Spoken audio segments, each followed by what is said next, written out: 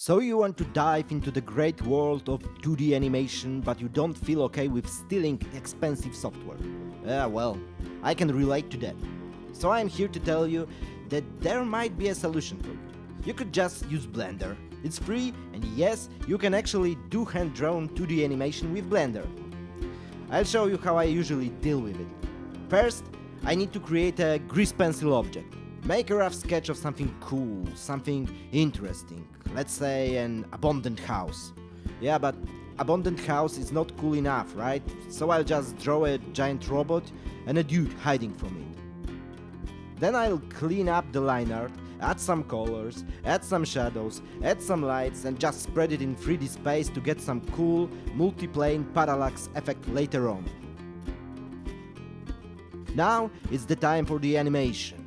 First, the rough sketch, nothing fancy, just a robot looking around in a loop. Then, the cleanup. I'll do it with some cool grease pencil interpolation techniques to save some time.